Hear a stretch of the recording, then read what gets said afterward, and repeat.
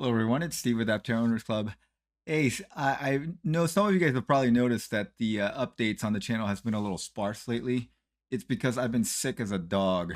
I was like in bed for 2, 3 days straight. So much fatigue. Felt like I got into a wrestling match and got beaten pretty badly. Um, just so tired, and it felt terrible. Anyways, today's the first day I'm feeling kind of back to normal, and it worked out perfectly because today's the first day that Aptera dropped some news in a while, and it was their September update. For a while, we were wondering if there was gonna be a September update because it's September 30th, and we weren't sure where there was gonna be a September update, but there was. So let's watch it together. Hi, Aptera fans. Steve here. In September, we attended a full. I like it when Steve does the updates. I think it's kind of cool that they've been kind of taking turns. Chris Anthony did most of the updates early on, and now it seems like Chris is much more involved and he's doing a lot of the updates lately. I think that's nice. Fully sold out event at the Battery in San Francisco. So you're not supposed to take footage at the Battery, but evidently they got some. So this is kind of the event we talked about. This is a thing that U.S. Capital does on a regular basis for their clientele, and they have a different featured client like every month or so. And this month it was Aptera. And like we were told by some people that were there, a good percentage of the people there are CEOs of the other clients that are meeting with their investors. They come to this thing. It's a lot of social event, but it does give Aptera some exposure to people that are unaware of Aptera. And so this has been a model that's been successful for US Capital. This is what they always do. And so I think that we have to trust the process, basically.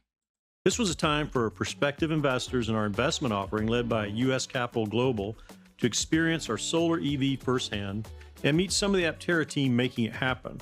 I've heard nothing but positivity from the event, and interest in the offering remains strong. The next day, we had our first event in San Francisco on Union Street. In just 24 hours, we received over 1,200 RSVPs from a Bay Area community. So this is that event we talked about. Here's Drew helping out. And there were several other, Jerry was there, and I know lots of other people were there. Lots of other ambassadors were there, and they were helping out. And there was a line down the block the whole day. Community. We were humbled by the support and wanted to surprise our fans in Northern California with a deeper look at the production materials and processes we're working on now to begin delivering their Aptera. We were able to showcase not only Gamma, also our carbon fiber and glass fiber body structure, what we call the BINC. Production glass solar panels, production seat samples from our chosen supplier. With the line down the block all day, we ended up meeting and hosting over 1,500 people who were eager to experience our solar electric vehicle. It truly proved to us that Aptera can draw a crowd anywhere, and that the Aptera community is incredibly passionate and as excited for production as we are. I want to personally thank the ambassadors and Aptera fans who helped make this event run smoothly. We're excited to host more events across the country in the months ahead, showcasing our latest vehicles. While the marketing team has been out and about with our vehicles, Chris and I have also been spreading the solar mobility word. Chris was recently on the New York Stock Exchange floor to have a chat with Judy Shaw about Aptera's future plans. This is funny because they talk about the X Prize, and I don't know if you guys remember, but in the first iteration of Aptera, it was the Progressive X Prize that they were a part of, and so it's kind of coming full circle a little bit with the X Prize here in the background. And I was grateful to be on panels at Everything Electric Canada, as well as Move America in Austin, Texas. There's more to come as our team continues to ramp up events in preparation for our PI vehicles to be driving on the road. Here in Carlsbad, our manufacturing partners are as eager as we are and have been assembling PI body structures. Not only do these bodies include the carbon fiber and fiberglass that you're used to seeing from PI1, but they also include all of the metallic mounting points and safety reinforcements which will come with your production vehicle. These include the roll cage and the reinforced doors which keep occupants safe. All right, so this is the part we were wondering about, because there was supposed to be a drivable PI2 by the end of September. Now, it appears from this update that there is not a drivable PI2 yet. And this is what I was afraid of, but not surprised. You know, like we always talk about, there's the unknown unknowns. You know, it seemed like it was pretty easy to put a PI2 together, but you just have these unknown issues that show up the first time you're doing anything, and it's just going to take longer. But we're definitely seeing progress for sure. But it does not seem like there is a rolling drivable PI2 at this point, which that's what we were really hoping for. Now, we were told by Chris M that there was some footage held back from this update for a separate video, which I believe is going to be the PI2 kind of reveal video. So I think that they're very, very close to a PI2 finish. That's my guess. I can't emphasize how incredible it is to see these vehicle bodies come together, paired with the doors and the rear hatch and even the front service trunk. Everything you see in this body structure is past the prototyping stage and is composed of real parts from our high-volume tools. We can stamp out these parts in about 5 minutes each, which will let us meet the demand of our nearly 50,000 pre-order holders.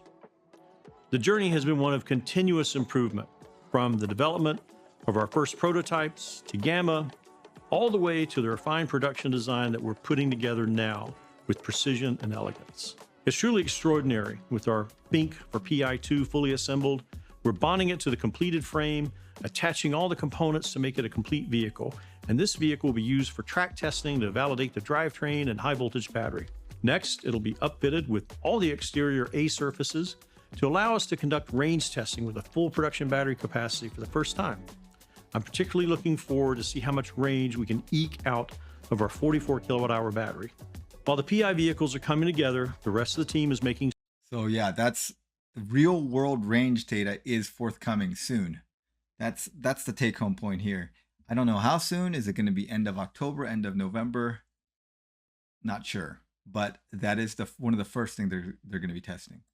Strides on all fronts. This includes a UI UX team who's been working with engineers to implement the interactions for the center display. It also includes the electrical systems team, who's been rapidly expanding in the past few months with more software and firmware engineers to create the code that'll run on your vehicle. And it includes a website redesign that will highlight the production vehicle design while matching the same aesthetic as our in-vehicle infotainment. With each passing month, the Aptera team and I remain more committed than ever to realizing our vision of a world where every journey is powered by the sun. It's our shared mission that unites the team and driving us forward with common purpose to help make the world a better place for those that come after us. Together, we're making strides toward delivering your solar electric vehicle, and we can't wait to share the next chapter of our journey with you. See you again in the next few weeks. Okay. All right. So great update. You see a lot of progress on the PI2 build. Unfortunately, we do not see a fully drivable PI. We were really hoping that was going to be the announcement at the September update, is like, hey, here's our drivable PI2, and here's us, driving it around on a track and testing it out. So they're not quite there yet. I think they're getting pretty close. My guess is that they're getting close to building the body, but they're probably a couple of weeks away. Do you guys think that it's going to be done by the end of October? It was supposed to have been done in August. Then it got pushed back to the end of September. But again, there's all these things that should come up whenever you do the things for the first time, and things never ever go as planned. So I think that they are going to do it by the end of October. Let me know what you guys think. Is it going to be end of October? Is it going to be before then? You think there's going to be a drivable PI2 before the end of October, like the first 2 weeks of October? Let me know in the comments below. Thanks for watching, guys.